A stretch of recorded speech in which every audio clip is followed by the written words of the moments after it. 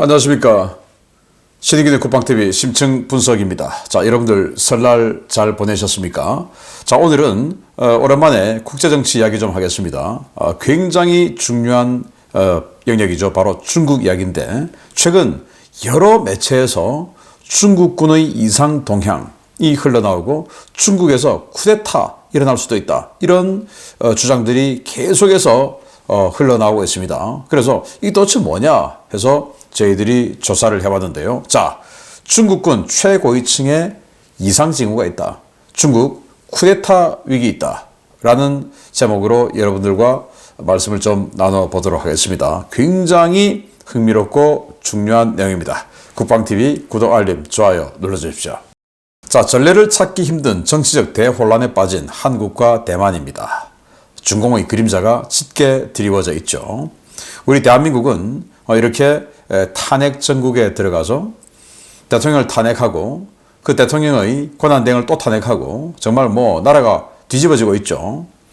그리고 대만도 우리와 거의 흡사한 이런 상황에 있습니다. 대만도 또 우리 대한민국도 야당이 다수당이 되어서 완전히 예산 모든 것을, 국회의 어떤 그 입법활동 모든 것을 야당이 장악해서 국정을 마비시키고 있는 공통점이 있는데, 이렇게 한국과 대만이 그런 공통점을 보이는 데는 이 시진핑의 책사라고 하는 이 왕후닝, 바로 중국의 정협 주석이에요. 상무위원이고 중국 서열 4위입니다. 이 왕후닝이 지령을 내린 그 지령에 따른 행동이다 라고 하는 게 중국과의 관계에 정통한 사람들의 공통된 인식이에요. 그래서 우리나라도 대만도 왕후닝의 지령에 따라서 친중파들이 움직이고 있는 상황에서 벌어지고 있는 이 상황이다 라는 겁니다. 자, 그러면 이 한국과 대만을 겨냥한 중공의 공작이 이렇게 갑자기 격화된 이유는 뭐냐? 바로 급하기 때문이에요. 특히 트럼프발 위기의식입니다. 최근에 한국, 대만, 미국을 장악하기 위해서 굉장히 큰 노력을 기울였고, 그 큰 노력의 일환이 바로 부정선거죠. 그래서 대만에서도, 대만은 부정선거를 할 수가 없어요. 수개표를 해버리니까. 그래서 대만은 친중파를 대거 양성해서 대만 정권을 뒤집어 엎으려고 했는데, 민중당의 커윈저가 나타나서 야권, 즉 친중파들의 표가 분리가 된 거예요. 그래서 이렇게 민진당이 재집권에 성공했죠. 그리고 우리 대한민국도 역시 부정선거를 해서 리재명을 올리려고 했는데, 그 이전에 문 정권이 워낙 정말 폐가 컸기 때문에 여기에 환멸을 느낀 국민들이 부정선거를 엄청나게 한다 하더라도 그래도 격차를 벌이고 결국 윤석열 대통령이 승리를 하게 된 겁니다. 다 실패했죠. 그리고 최종 보스, 미국에서도 민주당 정권을 연임시켜야만이 자신들이 중국이 좀 활동하기가, 숨쉴 공간이 생기는데, 트럼프 대통령이 집권하면 중국이라고 하면 부들부들 떨죠. 그래서 부정선거를 해서 미국의 이 정권 교체를 막으려고 했는데 그것도 안 된 겁니다. 그래서 최종 보스 도널드 트럼프 대통령이 당선돼 버린 거예요. 그러니까 이제 이거 큰일 났다. 자, 이런 위기 의식이 생겼죠. 자, 이런 와중에 2025년에서 2027년까지 중국이 대만을 침공하는 전쟁이 발생할 수 있다라는 예상들을 미군 고위 장성들이 계속 해왔었어요. 그러면 2025년, 바로 올해가 미군 고위 장성들이 예상했던 중국의 대만 침공 그 첫 번째 해입니다. 그러다 다수는 27년을 예상을 했는데 소수로 25년을 중국의 대만 침공이라고 예상한 사람도 있어요. 자, 그러면 아직 이 대만과 한국의 정치권이 혼란한 과정에서 또 트럼프의 정권 장악 능력이 아직은 조금 이제 들어간 입장에서 이때 그냥 전쟁을 해버리면 어떨까라는 생각을 할 수 있는데, 그게 또 안 된다는 겁니다. 왜 안 되냐? 1월 9일 블룸버그가 보도했죠. 미국 정보당국은 ICBM을 비롯한 핵미사일을 운용하는 중국 로켓군 미사일 일부는 연료가 아니라 물로 채워져 있고, 이 말이 뭐냐? 액체 연료 ICBM인데, 액체 연료 같으면 당연히 디메탈 하이드라진 같은 이런 연료가 들어가 있어야 되는데 그거 다 빼서 팔아먹고 물 집어넣었다 이겁니다. 안 나간다 이겁니다. 왜? 뭐 ICBM 어차피 쏠 일 없으니까 이렇게 해서 빼먹었다. 부패다 이거죠. 그리고 지상배치 장거리 미사일의 지하 사일로 덮개도 제대로 작동하지 않는 것으로 파악하고 있다. 아니 사일로 뚜껑이 열려야 ICBM을 쏘죠. 이런 정도로 중국군이 부패해 있으니까 지금 당장 전쟁에서 이길 가능성이 없다. 일단 중국군의 전력이 자기네들이 계획했던 전력이 제대로 궤도에 100% 올라와 있지 않고 미국의 전력은 아직도 다운이 덜 됐고 바이든이 4년 동안 미국의 전력을 어마어마하게 다운시켰는데 그래도 아직은 썩어도 준치라고 이만큼 있고 중국의 전력은 이만큼 올라와 있지 않은데 한 27년, 30년 이 정도 돼야 이제 완성이 되는데 아직은 완성 안 됐죠. 그런데 완성이 안 됐는데 설상가상으로 이렇게 부패해서 제대로 작동이 안 되는 그런 무기들이 많다. 특히 그 분야는 군인들, 지네들이 빼먹었으니까 자기들이 더 잘 아는 거죠. 그래서 지금은 전쟁에서 못 이긴다라는 겁니다. 자, 이런 상황에서 초조한 시진핑입니다. 그래서 군부 대숙청이 지금 진행되고 있는데 흔들리는 중국군 수뇌부예요. 일단 중국은 이 중앙군사위원회가 있습니다. 그 중앙군사위원회의 주석이 지금 시진핑이죠. 과거 덩샤오핑이 이 국가주석을 하지 않고 중앙군사위 주석을 가지고 중국을 통치했을 정도로 중국은 이 군부의 힘이 막강하죠. 주석은 시진핑입니다. 그리고 부주석 2명, 그리고 위원 4명 해서 총 7명의 중앙군사위원회 위원들이 있는데 그 중에 2명을 작년 여름과 가을에 숙청해서 날려버렸어요. 자, 그런데 이 2명이 어떤 사람이냐? 이 2명은 시진핑 계열입니다. 시진핑 계열이 날아갔어요. 자, 그러면 여기 보니까 뭐 태자당이다, 푸젠방이다, 산시방이다, 뭐 다 있는데 일단 뭐 태자당 그러면 시진핑이 태자당 아니야? 그러니까 태자당은 시진핑 편이겠지. 맞습니다. 처음에는 그랬는데 이제 시진핑이 장기 집권하면서 점점 이게 분화되는 거죠. 그래서 푸젠방, 이거 시진핑이 푸젠성, 초창기 복건성에 있었지 않습니까? 그때 형성되었던 인맥들, 이게 이제 새로 또 하나의 파벌이 형성된 거죠. 또 산시방, 서안 있는 바로 그 산시성이죠. 그쪽에 또 있었으니까, 하방에서 그쪽에 또 있었으니까 그 지역을 중심으로 형성된 또 계파가 또 있는 겁니다. 그래서 여러 개 이제 분파가 된 겁니다. 물론 뭐 과거 장쩌민 계의 상하이방이나 또 공천당이나 이런 거 없어요 지금. 그래서 우리나라도 더불어민주당이라 하더라도 전부 다 이재명파입니까? 아니죠. 국민의힘이라 하더라도 전부 다 대통령하고 친합니까? 아니죠. 반대파들이 많죠. 똑같다 이겁니다. 자, 그래서 여기에 있는 мя오화 해군 상장인데 원래 육군 출신인데 갑자기 해군으로 이렇게 전직을 해서 중앙기율검사위원회 장이 되었고 정치공작부 주임이 됐어요. 이 사람이 작년 24년 11월 18일 작년 가을 늦가을에 숙청됐습니다. 리상푸 여기는 국방부장인데 작년 여름에 즉 24년 6월 27일 날 숙청됐어요. 그런데 아직 후임이 정해지지 않았습니다. 후임이 정해지지 않았다는 것은 후임을 선정을 못한다는 말입니다. 함부로. 왜냐? 이견이 있기 때문 아니겠습니까?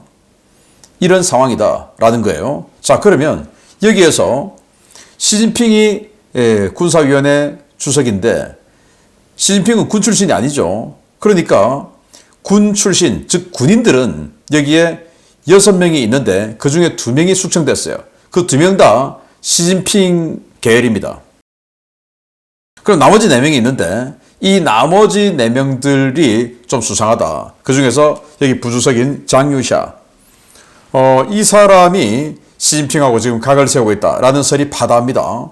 그리고 여기 아래에 있는 연합참모부 참모장, 우리로 치면 이제 합참의장인데 류전리, 이 사람이 장유샤 계파다. 그러면 장유샤 계파로 2명, 그리고 허웨이동 부주석, 그리고 장성민 부주석, 이 사람들은 좀 시진핑에 가깝다. 자, 이렇게 대립을 하고 있는 상황이에요. 그러면 서로 자, 내 편 넣자, 네 편 넣자, 이 경쟁을 하고 있겠죠. 자, 이런 상황인데 자, 이 мя오화가 숙청이 된 게 아주 놀랍습니다. 이 사람은 굉장히 큰 권력을 가지고 있었어요. 이 사람은 정치장교로 난징군구 제31 집단군에서 군 복무를 시작할 때부터 시진핑과 연이 닿아서 푸젠방 핵심 인사로 승승장구한 인물입니다. 2001년 소장 진급 후에 빛을 보지 못하다가 시진핑 집권 직후에 3년 만에 상장으로 진급했으며 2017년 군 인사권과 사상 무장 업무를 총괄하는 정치공작부 주임으로 임명돼 7년간 시진핑의 군내 최측근으로 활동했습니다. 이후 100여 명의 장성과 500여 명의 교관급 장교들로 사조직을 만든 것이 적발돼 배신 행위로 숙청됐다 라고 하는데 작년 11월 18일 날 숙청됐죠. 그 숙청된 대외적인 명분은 사조직 만들었다. 100여 명의 장성, 장군들 100여 명, 그리고 500여 명의 교관. 여기는 이제 우리로 치면 영관급이 교관이라고 그래요. 뭐 상교, 중교, 뭐 이런 식으로 교자를 붙입니다. 이거는. 그래서 우리로 치면 영관급이에요. 500여 명의 영관급. 자, 이런 사람들로 사조직을 만든 것이 적발되어서 배신 행위로 숙청됐는데 이게 대외적인 건데 실제로는 이 장유샤 부주석하고의 갈등으로 인해서 장유샤가 날려버렸다라는 설이 파다합니다. 이 사람은 인사권을 가지고 있어요. 그리고 정치장교이기 때문에 이 통제권을 또 가지고 있어요. 그런 엄청난 우리가 치면 뭐 헌병 또 기무 또 인사 이 모든 것을 통괄하는 그런 자리에 있으니까 얼마나 권력이 좋았겠습니까? 그걸 완전 핵심이죠. 핵심. 그걸 장유샤 부주석이 날려버린 겁니다. 시진핑의 최측근인데. 자, 그러면 시진핑이 가만히 있냐? 가만히 있으면 안 되죠. 그런데 가만히 있습니다. 자, 그래서 중공 내부 권력 투쟁 시그널이 뭐냐? 군 관영지의 충격적인 사설이 실렸는데요. 해방군보, 우리로 치면 국방일보입니다. 군에서 운영하는 신문이죠. 여기에 사설이 실렸어요. 사설을 제목이 뭐냐? 앞장서서 집단 지도 체제를 견지하라. 이 말은 뭐냐? 우리 모두 집단 지도 체제를 향해서 힘을 모으자. 그 말 아닙니까? 시진핑은 집단 지도 체제 필요 없어. 오직 나의 1인 독재야. 이걸 추구하는 사람인데 해방군보, 즉 이 국방일보가 집단 지도 체제를 해야지 무슨 1인 독재야. 이 사설을 실은 겁니다. 인사권을 가지고 있던 바로 이자죠. мя오화. 이 мя오화를 날려버린 게 11월 18일인데 그 이후에 불과 한 20일 만에 해방군부에 자, 집단 지도 체제야. 이렇게 사설을 실었는데 여기 보면 집단 지도는 중국 공산당이 영도하는 최고 원칙 중 하나이자 과학적이고 민주적인 정책 결정의 중요한 보증이다. 이 중요한 원칙은 중국 공산당의 규칙이며 반드시 굳게 관철되고 오래도록 견지해야 한다. 이렇게 사설을 실었어요. 자, 이 정도면 시진핑이, 즉 중앙군사위 주석인 시진핑이 야, 쟤 누구야? 이따위밖에 못해? 저거 검열 제대로 안 한 놈들 날려버리고 저 쓴 놈들 숙청해, 처벌해 라고 해야 되는데 아무런 조치가 없어요. 자, 그러면 시진핑은 어떻게 반격했냐? 그냥 이렇게 반격했어요. 12월 15일, 그러니까 아까 그 사설이 나고 6일 만에 시진핑이 중국 공산당 이론지인 치우스 학습하는 것입니다. 여기에 기고를 했습니다. 자기 이름으로. 뭐 직접 썼는지 모르겠지만 자기 이름으로 기고를 했어요. 여기에 제목은 당의 자기혁명을 심도 있게 추진하자.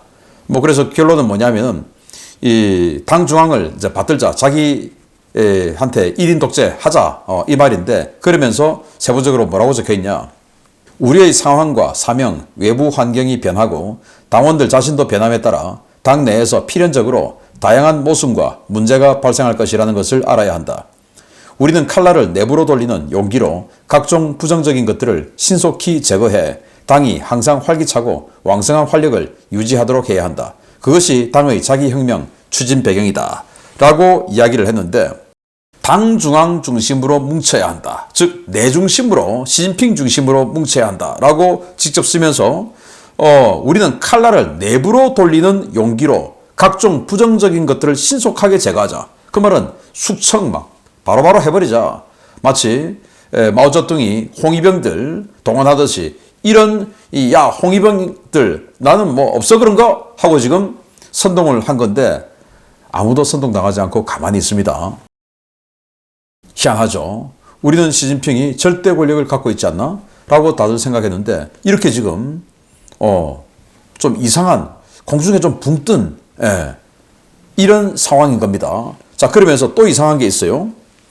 자, 10월 14일 날, 그리고 15일 1박 2일 동안 시진핑이 푸젠성, 안후이성에 골목 시찰을 갔어요. 골목 탐방을 갔고, 그러면 이 푸젠성, 안후이성에, 이 푸젠성 같은 경우는 자기의 정치적 고향이다, 라고도 할 수 있는데, 그렇다 하더라도, 여기에 골목 탐방을 간 게, 민생 탐방을 간 게, 그래 중요합니까? 그런데 딱 시진핑이 중앙군사위 주석이 이렇게 푸젠성과 안후이성에 간 그 1박 2일 동안 장유샤는 자기 주관으로 전군 군사이론조직회의를 개최했어요. 이게 뭐냐? 우리로 치면 전군 지휘관 회의입니다. 그런데 에포크타임즈는 이걸 가지고 이렇게 평가합니다. 그동안 중앙군사위 주석이 없는 상태에서 이 전군 군사이론조직회의, 즉 전군 주요 지휘관 회의가 개최됐던 적은 없다, 라고 에포크타임즈가 보도를 했는데, 그 정도로 이례적인 겁니다. 아니, 군사위원회 주석이 민생 탐방을 1박 2일 동안 가는데 하필 그때 이 시진핑이 대외 활동 많이 안 하지 않습니까? 그런데 하필 요거 딱 간 날, 그날 중앙군사위 주석을 부주석 자기가 주관해서, 그것도 부주석이 2명 있는데 하나는 또 시진핑 개파니까 빼고 자기가 그냥 주관해서 전군 주요 지휘관 회의를 1박 2일 동안 베이징에서 개최했다. 희한하죠. 그런데 또 더 희한한 게 있습니다. 시진핑 주석이 10월 24일, 그러니까 이 골목 탐방, 그리고 전군 군사 이론 조직 회의가 있었던 10월 14일에서 15일 이 이후 9일 후에 시진핑은 러시아 카잔에 갔어요. 바로 브릭스 정상회의를 하러 갔습니다. 브릭스가 브라질, 러시아, 인도, 중국, 사우스 아프리카 등 아니겠습니까? 그거 하러 카잔에 갔는데 이 장유샤, 이 사람이 시진핑과 똑같은 전용기를 타고 베트남에 갔어요. 베트남에 갔는데 여기서 국가 원수급 의전을 받았습니다. 자, 여기 보시면 또롬 베트남 주석이 나왔어요. 그래서 베트남 국가대외 라디오 방송 VOV에서 이렇게 보도를 했습니다. 중국 중앙군사위 장위샤 부주석이 베트남을 방문해 또롬 공산당 서기장과 양국 간의 최고 지도자 간의 공동인식을 현실화하는 데 중요한 의미를 갖는 만남을 가졌다. 아니, 이 사람이 무슨 최고 지도자입니까? 양국 간의 최고 지도자 간의 공동인식. 아니, 이 사람은 최고 지도자가 아니죠. 최고 지도자는 시진핑입니다. 그런데 또롬 베트남 주석이 최고 지도자 간의 공동인식을 현실화하는 데 중요한 의미를 갖는 만남을 가졌다. 자, 이 정도면 시진핑이 야, 너 뭐 하는 거야? 하고 강력한 옐로우 카드 아니면 레드 카드를 꺼내야 되는데 아무것도 하지 않습니다. 희한하죠. 자, 이 정도 되면 사실 이 정도 되면 이 국방장관이 나가서 의전을 하고 해야 되는데 국가주석이 나가서 했어요. 그리고 최고 지도자간이라고 베트남에서 평가를 했습니다. 희한하지 않습니까? 자, 그러면 이렇게 갈등설 그리고 이인자설 등등 이야기가 나오는데도 군부를 못 건드리는 이유는 뭐냐? 이 장유샤가 실제 야전군을 다 장악하고 있다는 거예요. 중국의 주요 그 군구가 있죠. 일단 이 중국의 수도 베이징을 중심으로 수도를 방어하는 이 중부 정부가 있습니다. 그리고 내몽고 자치구, 그리고 동북 삼성, 그리고 산둥성 여기를 담당하는, 즉 한반도 전쟁을 담당하는 북부 정부가 있어요. 이 중국군 중에서 중부군구, 즉 수도를 지키는 이 중부 정부가 제일 세고 전력이, 그 다음 넘버 2가 이 북부 정부예요. 이 북부 정부가 넘버 2입니다. 그 다음에 이 동부 정부예요. 그리고 그 다음이 남부 정부, 제일 좀 약한 데가 서부 정부인데, 자, 이 중에서 넘버 2라고 할 수 있는 북부 정부가 황밍 상장, 이 사람이 정부사령관인데 장유샤의 거의 최측근이다 라고 불리고 있고요. 서부 정부, 즉 이 티벳, 그리고 인도, 신장 위구르 등등을 관할하는 서부 정부의 왕하이장 상장도 장유샤계, 그리고 베트남 또 남중국해 등을 관장하는 남부 정부, 여기도 장유샤계. 이 동부정부, 그러니까 자기가 애초에 있던 푸젠성 등을 관할하고 대만을 관할하는 이 동부정부 사령관만 시진핑 계열인 겁니다. 자, 그러면 이 중부정부, 가장 힘이 강한 이 중부정부 사령관을 시진핑 계열로 임명하면 되는데 2년째 공석이에요. 2년째 공석. 임명을 못한다 이겁니다. 왜? 서로 그냥 힘이 팽팽하니까 이 사람 하자 그러면 난 반대, 이 사람 하자 그러면 여기서 반대. 서로 지금 못하고 있는 거예요. 왜? 제일 중요하니까. 뭐 우리하고 규모는 다르지만 우리가 지금 수방사령관 임명 못하고 있다 그 말입니다. 그보다 훨씬 더 세지만.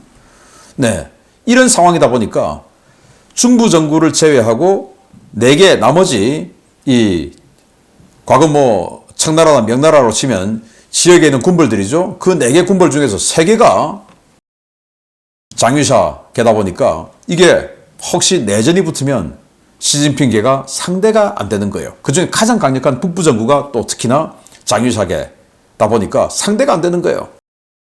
이래서 이런 힘의 역학구도 때문에 시진핑이 장유샤를 함부로 하지 못한다라는 겁니다. 그러면 시진핑은 어쨌든 자기 1인 독재 체제의 완전성을 이 명분을 가지려면 대만을 복속시켜야 되죠. 그런데 군이 안 하려고 하는 겁니다. 왜 안 하려고 하냐? 자, 1월 9일 날 25년 1월 9일 중국 공산당 중앙기율검사위 제4차 전체회 공보문에서 이렇게 있습니다. 국경을 넘나드는 부패에 대한 관리 강도를 높이겠다.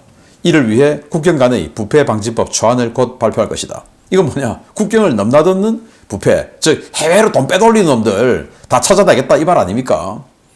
그거 왜냐? 중국의 고위 장교들, 고위 장군들이 자기네들 돈 어마어마하게 부패로 빼돌려서 미국에 유럽에 갖다 놓고 거기에 별장 사놓고 집 사놓고 첩 있고 또 거기 또 자식 있고 이런 거 그냥 뭐 세상이 지금 다 알고 있는 거 아니겠습니까? 그런데 만약에 시진핑이 야 대만 먹자, 대만 공격해 하면은 미국이 어떻게 하겠습니까? 당연히 제재하죠. 그러면 이 중국에 있는 장군들 재산이 미국에 유럽에 어마어마하게 가 있는데 그거 동결돼 버리고 지금 러시아처럼 4천억 달러 이상의 압류 돼버릴 수 있는 겁니다. 러시아는 인구도 적고 경제 규모도 중국보다 적으니까 뭐 4천억 달러 이러지만 중국은 그보다 더 많을 수도 있죠. 자기 재산이 대만 침공하는 거. 시진핑의 독재 완전성 명분을 획득을 위해서 대만을 치는데 그러면 대만을 치고 말고 뭐 난 모르겠고 내 재산이 지금 미국에 3억 달러가 있고 내 재산이 스위스에 지금 5억 달러가 있고 내 재산이 지금 미국에 20억 달러가 있는데 그걸 지금 동결당하면 나 어떡해? 안 되지. 이런 것들 때문에 갈등이 있다. 라고 하는 주장이 중화권 매체에서 쫙 계속 흘러나오고 있는데 놀랍지 않습니까? 자, 그래서 점점 불거지는 중국의 쿠데타 위기설인데 장유샤 부주석, 중앙군사위 부주석, 그리고 중앙군사위 주석인 시진핑. 과연 누가 최후의 승리자가 될 거냐? 이 정도 되면 뭐 우리가 팝콘 꺼내놓고 관전을 해도 될 만한 그런 상황인데 아무튼 갈등이 좀 점점 증폭이 되면 어떨까라는 생각도 좀 듭니다. 아무튼 부패한 군대가 자기의 재산을 지키기 위해서 이렇게 시진핑에 대항하고 있다라는 소식. 그러다 보니까 지금 갈등설, 쿠데타설까지 나오고 있다라는 소식을 알려드렸습니다. 마치겠습니다. 감사합니다.